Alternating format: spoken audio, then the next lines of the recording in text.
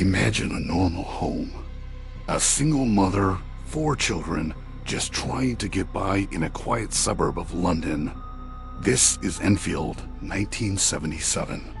For Peggy Hodson and her family, life was about to become anything but normal. It started with something small, something you might dismiss as your eyes playing tricks on you. But this was just the beginning. The family consisted of Peggy, the mother, and her 4 children, Margaret, who was 13, Janet, 11, Johnny, 10, and little Billy, just 7 years old. One evening, the first sign appeared. A heavy chest of drawers in the girl's bedroom began to move on its own. It slid across the floor, slow at first, then faster, eventually pushing itself against the bedroom door, trapping Margaret and Janet inside. Peggy rushed to help, but the piece of furniture was impossibly heavy, as if an unseen force was holding it in place. No one was near it. How could this happen? Soon after, the knocking started. It echoed through the walls of the small house, a persistent, rhythmic thumping. Always 3 knocks. At first, it was just a strange noise and annoyance. But then they noticed something deeply unsettling. The knocks were intelligent. They would respond to questions. If someone asked, "Are you here?" 3 knocks would answer back. When the family grew frightened, the knocking would get louder, more aggressive, as if it was feeding on their fear. The house was no longer just a building. It was communicating with them. The activity escalated quickly. Small objects like marbles and Lego bricks would suddenly fly across rooms as if thrown by an invisible hand. They would clatter against walls and ceilings, sometimes narrowly missing the children. Cold gusts of wind would sweep through rooms, even when all the windows and doors were shut tight and the air was otherwise warm. Lights would flicker on and off, plunging the family into darkness at random moments. And then came the voices.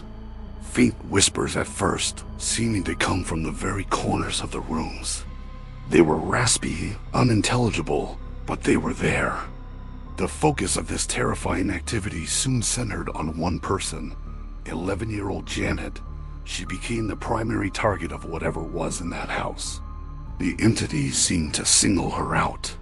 She would be violently thrown from her bed in the middle of the night, landing hard on the floor. More shockingly, on several occasions, witnesses saw her levitate. She would rise into the air, her body rigid, suspended in a way that defied gravity. These events were even captured on camera. The photos showing a young girl floating horizontally in her bedroom, her face a mask of terror. But the most disturbing phenomenon was the change in Janet's voice. This young girl would suddenly begin to speak in a voice that was not her own. It was deep, guttural, a gravelly growl that sounded like an old man. The voice identified itself. It called itself Bill. Through Janet, this entity spoke of its life, and chillingly, its death. "Just before I died," the voice rasped, "I went blind. And then I died. In a chair, downstairs." Investigators, desperate for answers, looked into this claim. They scoured public records and interviewed former residents. What they found was staggering. A man named Bill Wilkins had indeed lived and died in that house years earlier, and the cause and location of his death: a cerebral hemorrhage, which caused him to go blind right before he died. He passed away in his armchair in the downstairs living room, exactly as the voice had described. The sheer violence of the haunting intensified. Furniture didn't just slide anymore. It lifted off the floor and crashed down. Plates and glasses would fly from kitchen cupboards and smash against the walls. Doors would slam shut with incredible force, shaking the entire house. In one terrifying incident, a heavy cast iron fireplace was ripped from the wall of the living room, torn from the brickwork by a force that no human could possibly muster. The events became so public and so extreme that the family could no longer hide what was happening. Neighbors reported seeing objects moving and figures in the windows when the house was empty. Reporters flocked to the scene, hoping to capture proof of the supernatural. Even the police were called. One responding officer, a woman named Carolyn Heaps, later filed an official police report. In it, she stated that she personally witnessed a large armchair slide several feet across the floor on its own. No one was touching it. No strings, no tricks, it just moved. The case attracted the attention of the prestigious Society for Psychical Research. Two of its lead investigators, Morris Gross and Guy Lyon Playfair, spent months in the house, documenting everything. They recorded dozens of hours of audio, capturing the knocks, the voices, and the sounds of chaos. They logged hundreds of distinct paranormal disturbances. They were seasoned professionals, but what they witnessed in Enfield tested everything they thought they knew. Of course, there were skeptics. Many claimed the children, particularly Janet and Margaret, were faking everything for attention. They suggested hidden strings, ventriloquism, and elaborate pranks. But how could two young girls orchestrate such complex and violent events? Professionals tested Janet's voice. Throat specialists concluded that it was physiologically impossible for her to produce such a deep, rough tone for extended periods without causing severe damage to her vocal cords. Yet, she spoke with Bill's voice for months on end. How could they make a fireplace tear itself from a wall? How could they make a police officer see a chair move by itself? The Hodgson family tried to escape. They stayed with neighbors, with friends, but it made no difference. The entity followed them.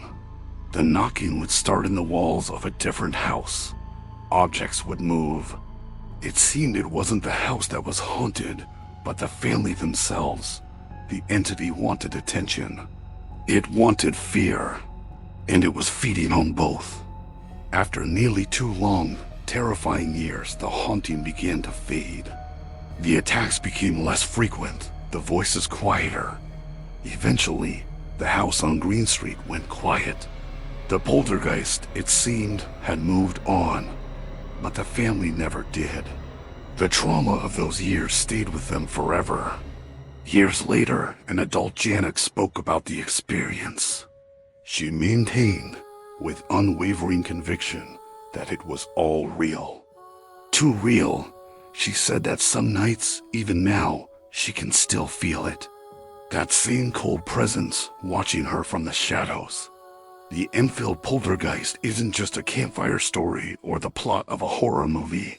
It is one of the most witnessed, recorded, and documented cases of paranormal activity in history.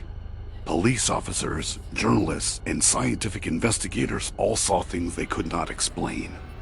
And it leaves us with a chilling question.